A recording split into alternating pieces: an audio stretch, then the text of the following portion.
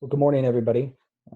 We're continuing our study in the book of James, and this week we're looking at James chapter 2, verses 14 to 26.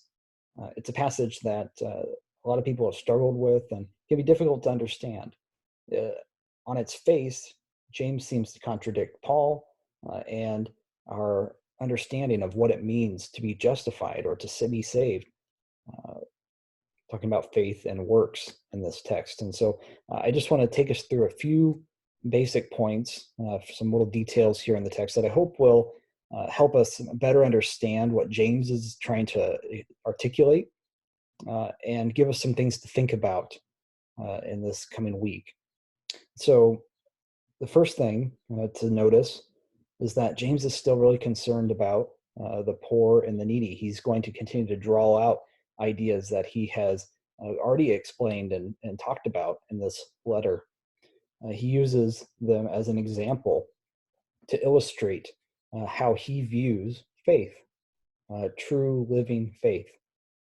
So we see in verse 14, what good is it, my brothers and sisters, if someone claims to have faith but has no deeds? Can such faith save them? And verse 15 is where he gives the example. Suppose a brother or sister is without clothes and daily food. If one of you says to them, go in peace, be warm and well fed, but does nothing about their physical needs, what good is it? Just as it would be really absurd to have someone in our church come to you and have a need, a physical need, just as absurd as it would be for you simply to tell them, be blessed, and I hope that your needs are met.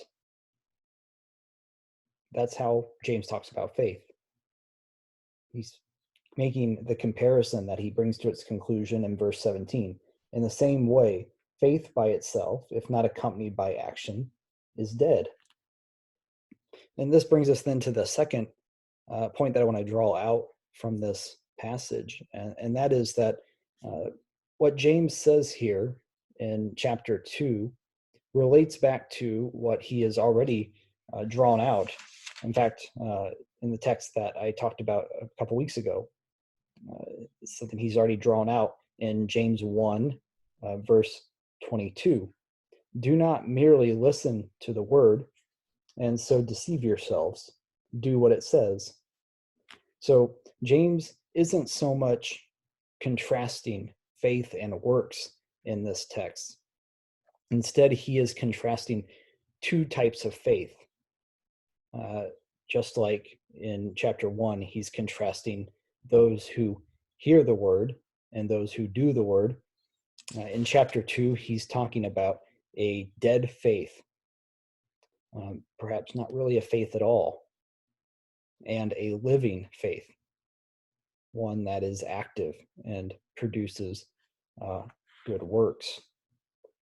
And so this contrast between a sort of defective, dead faith expressed in the absurdity of blessing your neighbor or member of the church who's in need without actually caring for them is being contrasted with living God-given faith. And he gives a couple of examples of this later in this passage with Abraham and Rahab, showing the way in which they are examples of people who have this living faith, a faith that produces the sort of works that achieve God's intended goal of faith in their life. It's sort of like an athlete who has lots of talent, but talent doesn't win championships. Instead, it's talent being worked out through training, through crafting skills and abilities. It's the talent working itself out in the activity, in the sport, in the match that wins the championships. And so James is saying that faith, true living faith, will produce the sorts of actions that God desires. This is why he talks about Abraham being considered righteous for what he does. It's not that what he does earns him his justification as we might think of it in other parts of the Bible. It's not that his actions save him, but that his actions reflect the faith that's been given to him. We get an interesting idea here, or I should say an interesting little detail or illustration in verse 18, where he says, show me your faith without deeds, and I will show you my faith by my deeds. You believe that there is one God? Good. Even the demons believe that and shudder. Interesting little comment that he makes there, saying that, that demons who believe, at least they are provoked to some sort of response, that they have some sort of action that comes out of that belief. And that's even more than those who simply claim to have faith.